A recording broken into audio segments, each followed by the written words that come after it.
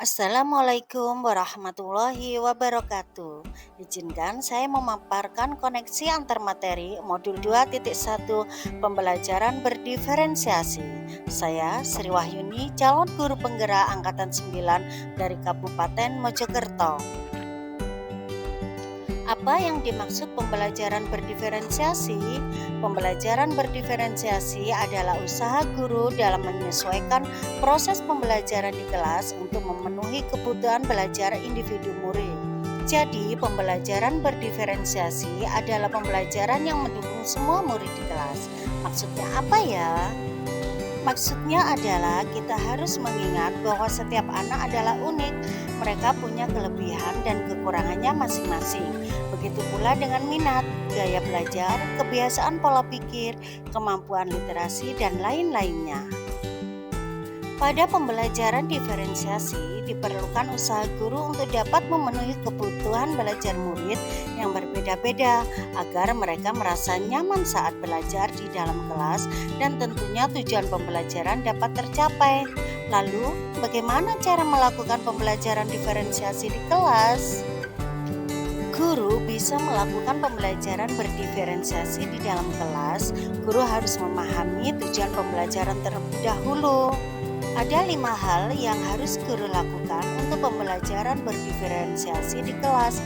Di antaranya adalah yang pertama, memahami tujuan pembelajaran. Yang kedua, mengetahui dan merespon kebutuhan belajar murid. Yang ketiga, menciptakan lingkungan belajar yang mengundang murid untuk belajar. Yang keempat, melakukan manajemen kelas yang efektif. Yang kelima, melakukan penilaian berkelanjutan. Terdapat 3 kebutuhan belajar murid yang harus dipahami guru. Yang pertama adalah kesiapan belajar murid. Yang kedua adalah minat murid. Dan yang ketiga, profil belajar murid. Untuk kesiapan belajar murid, guru harus melakukan asesmen awal untuk menentukan apa yang murid ketahui. Dan untuk minat adalah salah satu motivator penting bagi murid dalam proses belajar mengajar. Dan untuk profil murid adalah berkaitan dengan lingkungan, budaya, gaya belajar yang berbeda-beda antara satu anak dengan anak yang lainnya. Bagaimana cara mengidentifikasi kebutuhan belajar murid? Yang pertama, mengamati perilaku murid.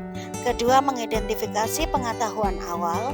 Yang ketiga, mereview dan melakukan refleksi terhadap praktek mengajar. Yang keempat, komunikasi dengan guru sebelumnya. Yang kelima, membaca rapot murid di kelas sebelumnya. Dan yang keenam, menggunakan berbagai penilaian formatif dan juga penilaian diagnostik. Apa strategi untuk mendiferensiasikan pembelajaran?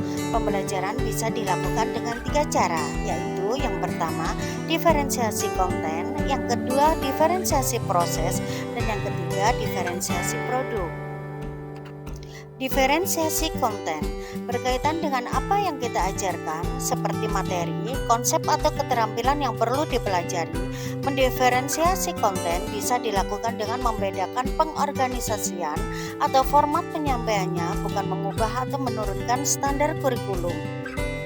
Sedangkan diferensiasi proses merupakan kegiatan yang memungkinkan murid berlatih dan memahami atau memaknai konten dengan cara membedakan proses yang harus dijalani oleh murid. Kemudian, diferensiasi produk berupa bukti yang menunjukkan apa yang murid telah pahami dengan cara membedakan atau memodifikasi produk sebagai hasil belajar murid, hasil latihan penerapan, dan pengembangan apa yang telah dipelajari. Apakah ada kaitannya modul 2.1 dengan modul-modul sebelumnya? Jawabannya ada.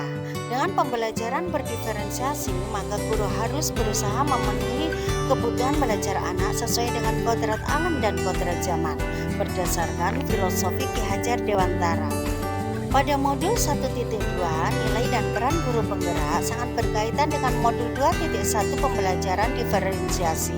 Dengan pembelajaran berdiferensiasi, seorang guru penggerak harus berpihak pada murid, reflektif, mandiri, kolaboratif, dan juga inovatif untuk dapat menciptakan pembelajaran berdiferensiasi agar dapat memenuhi kebutuhan belajar murid. Pada modul 1.3 visi guru penggerak sangat berkaitan dengan modul 2.1 pembelajaran berdiferensiasi. Dengan demikian, seorang guru penggerak dapat mewujudkan kepemimpinan murid dengan menuntun murid merdeka belajar sesuai dengan visi guru penggerak.